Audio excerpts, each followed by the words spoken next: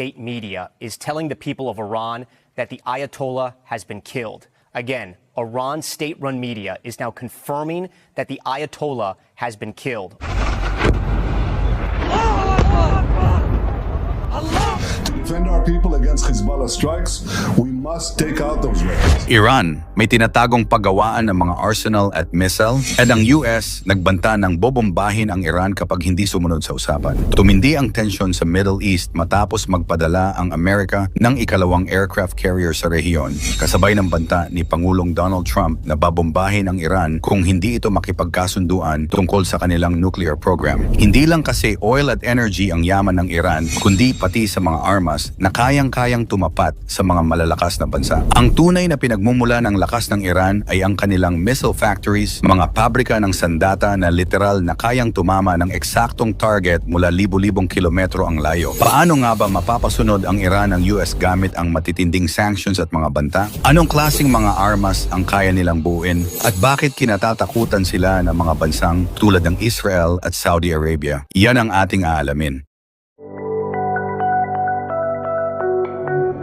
Noong October 26, 2024, naganap ang sunod-sunod na airstrike ng Israel laban sa mga estratehikong pasilidad sa Tehran, Iran. Itinuturing ito ng marami bilang isa sa mga pinaka-controversial na insidente sa gitnang silangan. Inilunsad ng Pentagon ang deployment ng USS Harry S. Truman Carrier Strike Group at isang pang flotilla at ipinadala rin ang mga karagdagang warplanes tulad ng F-35 fighters at B-2 stealth bombers. Hindi na nakapaghintay si Trump at sa isang panayam, binigyan niya ng ultimatum ang Iran. If they don't make a deal, there will be bombing. Hindi nagpatinag ang Iran at bilang tugon, sinabi ni Supreme Leader Ayatollah Ali Khamenei na kung mangyari man ang mischief mula sa US, tiyak daw ay makakatanggap sila ng matinding kapalit mula sa Iran. Matatandaang si Trump mismo ang nag-withdraw sa Iran nuclear deal noong kanyang unang termino at ngayon, binigyan niya ang Iran ng dalawang opsyon, militarily or diplomatically. Kaya naman ipinapakita ng US ang kanilang lakas sa rehiyon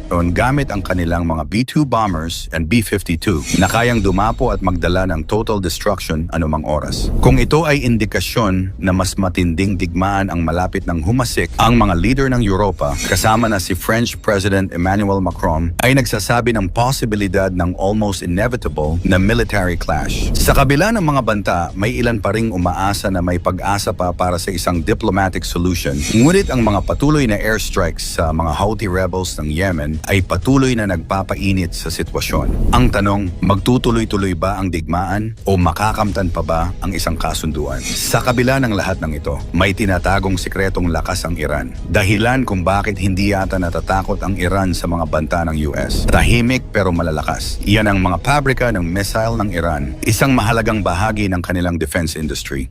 Sa ilalim ito ng Aerospace Industries Organization, isang sangay ng Ministry of Defense ng Iran. Ang layunin? Simple pero matindi. Gumawa ng iba't ibang uri ng missiles para palakasin ang depensa ng bansa at ipakita ang lakas militar nito. Nagsimula ang lahat noong 1980s sa gitna ng digmaan laban sa Iraq. Dahil sa matitinding sanctions, hindi makabili ng armas ang Iran sa ibang bansa, kaya't napilitan silang gumawa ng sarili nilang sandata. Sa tulong ng North Korea at China, kinopya muna nila ang simpleng Scud missiles. Pero hindi doon natapos. Natuto ang mga Iranian engineers. Gumaling at natuto silang gumawa ng mas advanced, mas makabago at sariling-sariling disenyo ng mga missiles. Saan ginagawa ang mga missile? Pangunahing nakabase sa Tehran ang organisasyon pero kalat sa iba't ibang syudad ang mga pabrika sa Isfahan, Shiraz, Sirjan. Hindi lang missile ang ginagawa rito, pati satellite launchers at mga gamit para sa space technology ay dito rin binubuo. Isa sa pinakatanyag na pangalan sa larangang ito ay si Hassan Thrani Moghadam, ang tinatawag na ama ng missile program ng Iran. Namatay siya noong 2011 sa isang pagsabog pero ang iniwang teknolohiya ay buhay na buhay pa rin gaya ng Shahab at Fateh missiles. Hindi basta-basta ang kanilang mga sandata. Ang ilan sa mga klase ng missile na ginagawa sa mga pabrika ng Iran ay ang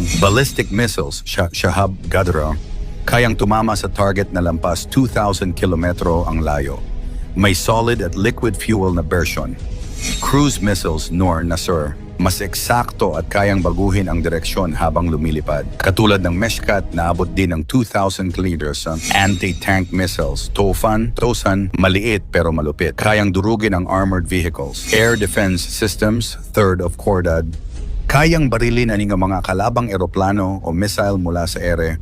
Kayang umabot hanggang 75 kilometro ang sakop. Precision-guided missiles, Fateh 313. Isang target, isang tama. Laser at radar-guided kaya siguradong sapol kahit malayo. Isa sa pinaka-nakakabilib ay lahat halos ay gawang Iran mula sa raw materials hanggang sa guidance systems. Hindi na sila umaasa sa ibang bansa pagdating sa paggawa ng solid at liquid fuel, lalo na sa mga pabrika sa Isfahan at Sirjan. Kung dati ay umaasa sila sa ibang bansa, ngayon sila na ang nagbibigay. May ulat na ang Iran ay nagsusupply ng missile tech sa mga grupo gaya ng Hezbollah sa Lebanon at Houthis sa Yemen. Ibig sabihin, nag-level up na ang Iran mula sa consumer tungo sa supplier ng missile tech. Simula 2010, sunod-sunod ang US at Western sanctions laban sa Iran, lalo na sa Aerospace Industries Organization. Pero hindi pa rin natigil ang kanilang operasyon. Ginamitan nila ng reverse engineering at sariling kaalaman para ituloy ang programa. Kahit mahirap ang ekonomiya, tuloy ang pondo sa missile industry. Ang rason, pambansang seguridad ang nakataya. Hindi lang para sa giyera ang mga pabrika na ito, may ambag din sa space science. Nakagawa na sila ng mga rocket launch vehicles tulad ng Simorgh na kaya nang magpadala ng satellites sa kalawakan.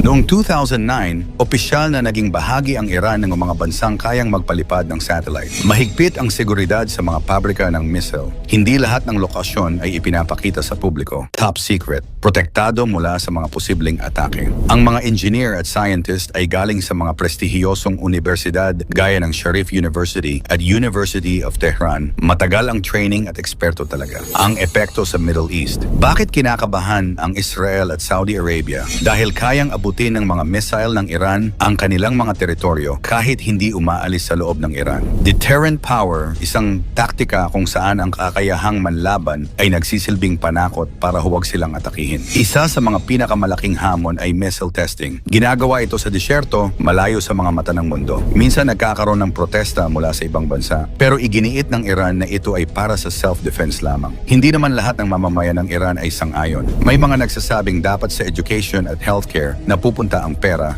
hindi sa sandata. Pero para naman sa iba, ang mga pabrika ng missile ay simbolo ng karangalan, lakas at teknolohikal na tagumpay. Mula sa simpleng pagkopya ng Scud missile, ngayon ay may kakayahan na ang Iran na maglunsad ng mga armas na kayang tumama sa target mula libo-libong kilometro. Pero hindi ito basta usaping teknolohiya. Ito'y malinaw na paalala kung gaano kabilis makabuo ng puwersang militar kahit sa gitna ng mga international sanctions. Ang mga pabrika ng Iran, sa halip na maging sentro ng kaunlaran o kabuhayan, ay naging instrumento ng tensyon sa rehiyon at posibleng banta sa seguridad ng mga karatig bansa. At kung nagawa ito ng Iran sa kabila ng kahirapan at matitinding economic sanctions, ang tanong ngayon, sino ang susunod na gagamit ng parehong landas at sa anong layunin? Ikomento mo naman ito sa ibaba. Huwag kalimutang i-like at i-share. Maraming salamat at God bless.